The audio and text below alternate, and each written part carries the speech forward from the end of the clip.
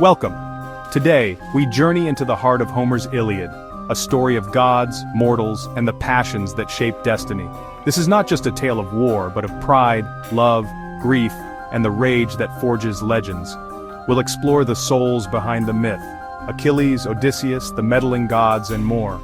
Let's return to the plains of Troy, where heroes and gods walk the earth, and listen to the clash of bronze and the cries of fate. Join me as we unveil the immortal characters whose stories still echo through time. This is the Iliad, rage, glory, and the enduring power of story. Our journey begins on Olympus with Athena, the goddess of wisdom and war. She is the Greeks' greatest ally, championing intelligence and strategy over brute force. Athena empowers heroes like Odysseus and Diomedes, guiding them with cunning plans and subtle interventions. Her presence is a promise of courage and clarity, turning men into legends. She is a mentor, a tactician, and a force of decisive power. Athena's unwavering support for the Greeks is rooted in her very nature. In the Iliad, she is the mind behind the Achaean war effort, a luminous presence in a world at war. Victory, she shows, belongs to those who think as well as fight. Seated atop the mist-shrouded heights of Olympus is Zeus, king of the gods and ultimate arbiter of fate. From his lofty throne he surveys the world below, holding the power to shape destinies with a mere gesture. His thunderbolts can shake the very earth, unleashing storms that terrify mortals and gods alike. Yet, despite his immense power, Zeus's rule is anything but simple or absolute. Zeus is constantly torn between the unyielding force of fate, his own shifting desires, and the passionate pleas of his divine family. Hera and Athena championing the Greeks, Apollo and Aphrodite supporting the Trojans. He admires the courage of Hector and the Trojans, feeling sympathy for their struggle, yet must balance these feelings with the demands of destiny and the fierce rivalries among the gods. Zeus's decisions sway the course of the war, but he is not all-powerful. He negotiates, compromises, and is often moved by emotion, showing both strength and vulnerability. He is a king, both mighty and deeply conflicted, his inner struggles mirrored in the chaos and uncertainty of the battlefield below. In the Iliad, Zeus is not a distant or indifferent god. He is deeply invested in the fate of mortals, and his choices shape the destiny of Troy and all who fight for it. Hera, queen of the gods, is relentless in her hatred for Troy. Her vendetta stems from the judgment of Perils, a slight she cannot forgive. Hera's support for the Greeks is driven by pride and vengeance, not love. She schemes, manipulates, and even seduces Zeus to turn the tide of war. Hera is merciless, her fury fueling the conflict and pushing her champions to extremes. In her, we see pride and wrath entwined, a divine force determined to see Troy fall. Aphrodite, the radiant goddess of love and beauty, stands at the very heart of the conflict that will engulf Troy. Her allure is legendary, her influence irresistible, and it is her promise to Paris that sets the war in motion, making her not just a bystander but the beautiful cause of the war itself. She intervenes for Paris, the prince she favors, and for her mortal son Aeneas, but her efforts are often impulsive, driven by deep emotion rather than careful strategy. Her divine power is real, but her actions are marked by a very human passion and vulnerability. On the battlefield, Aphrodite's influence is limited. She manages to whisk Paris away from Menelaus's wrath, but only to Helen's bedchamber, not to any true victory or honor. Her interventions, though dramatic, often fail to change the course of fate. When she is wounded by the mortal Diomedes, Aphrodite is forced to retreat, exposed as a goddess out of her element, unprepared for the harsh realities of war and violence. Her pain and flight remind us that love, for all its power to inspire and unite, is also fragile and easily wounded amid the relentless brutality of war. Aphrodite's actions ignite the conflict, but her presence throughout the story reveals the vulnerability and impermanence of love when set against the backdrop of human violence and ambition.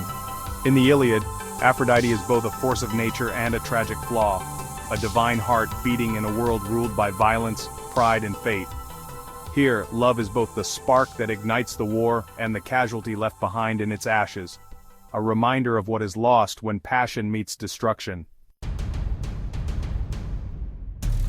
Apollo, the Farstriker, stands with Troy, god of music, prophecy, and deadly plague. His wrath opens the Iliad, unleashing a plague on the Greeks for dishonoring his priest. Apollo's arrows bring both disease and death, his support for the Trojans unwavering. He protects Hector, inspires courage, and counters Athena's strategies. Apollo is a paradox, healer and destroyer, light and shadow. He shapes the war's fate, his power a constant threat to the Greeks. In the Iliad, Apollo is beauty and terror, divine balance in a world at war. At the heart of the Iliad stands Achilles, the greatest of all Greek warriors but also the most volatile and passionate. His story is not just one of strength but of deep emotion and inner conflict. Achilles' legendary rage is ignited by Agamemnon's insult, a blow to his honor that wounds him more deeply than any spear.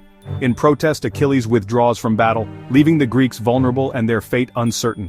Achilles faces an impossible choice: eternal glory on the battlefield or a long, peaceful life lived in obscurity. This dilemma haunts him, shaping every decision he makes. When his honor is slighted, Achilles chooses neither path. Instead, he chooses protest, isolating himself from his comrades and the war he once dominated. The Greeks suffer devastating losses, the Trojans surge forward, and the tide of war turns. Only a personal tragedy can bring Achilles back to the fight. The death of Patroclus, his closest companion and dearest friend, shatters Achilles' resolve. His grief transforms his rage into a burning need for vengeance. Achilles returns to battle, now unstoppable and relentless. He fights not for honor or glory but for the pain and sorrow that consume him. Achilles becomes a force of pure destruction, his humanity nearly lost to his overwhelming grief and anger. He is the ultimate tragic hero, his greatness forever bound to his devastating passion and the consequences it brings. In Achilles, we witness the true cost of pride, the destructive power of wrath, and the pain of loss. His story is the Iliad's burning core, a timeless tale of rage, grief, and the search for meaning. Odysseus is the mind of the Greeks, a hero of wit, not just war. He is the master strategist, the eloquent speaker, the man who solves problems others cannot. Odysseus leads embassies, plans daring raids, and always finds a way through chaos. His partnership with Diomedes on the night raid is a triumph of brains and bravery. He is Athena's favorite, a voice of reason amid passion and pride. Odysseus reminds us that wars are won by cleverness as much as by strength. In the Iliad, he is the anchor of logic in a storm of emotion. Menelaus, king of Sparta, is the wronged husband at the war's heart. His wife Helen was taken by Paris, sparking the conflict. Menelaus is not the mightiest, but his cause is the most personal honor and love lost. He duels Paris, nearly ending the war, but is thwarted by Aphrodite's intervention. Menelaus fights with quiet courage, a steady presence among greater heroes. He rescues comrades, stands firm, and never forgets why the Greeks are there. His struggle is the most human, a man fighting to reclaim what was stolen. Menelaus is the war's enduring heart.